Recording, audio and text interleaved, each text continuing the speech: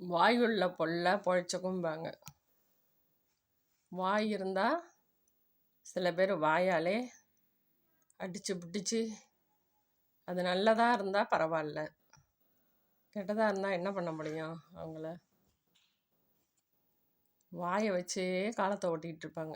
எம்மா நாளைக்கு இங்கே ஓட்ட முடியும்? அப்போ அவங்களே ஒரு காலகட்டத்துக்கு மேலே அந்த வாய்க்கு வாய்ஸ் இல்லாத போயிடும்.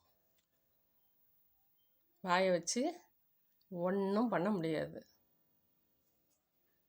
அவங்களே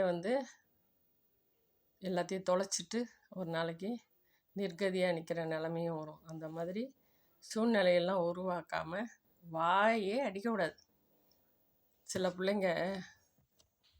பிள்ளைங்களாகட்டும், பெற்றவங்கள்ட்ட பிள்ளைங்களாகட்டும், அம்மாக்காரவங்களாகட்டும், யாராக இருந்தாலுமே வாயே இருக்கக்கூடாதுங்க. வாயாலே வண்டாக பறப்பாங்க.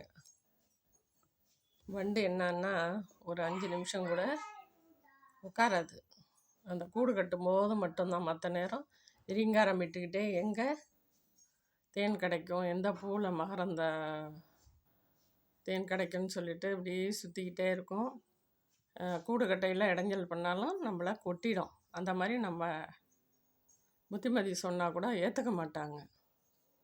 அவங்க செய்கிறது தான் செய்வாங்க.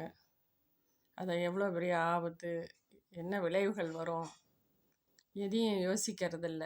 எதையும் யார் சொன்னாலும் அந்த நேரத்துக்கு காதில் செவிசாய்க்க மாட்டாங்க. மென்டல் மாதிரி தெரிவாங்க.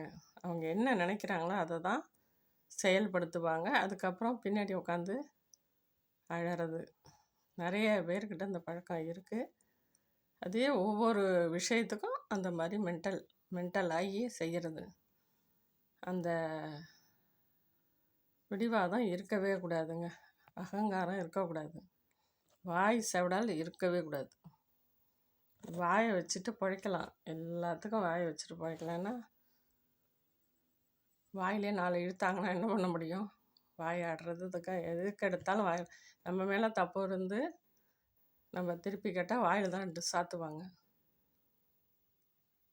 எல்லாத்துக்கும் வாயிட முடியாது.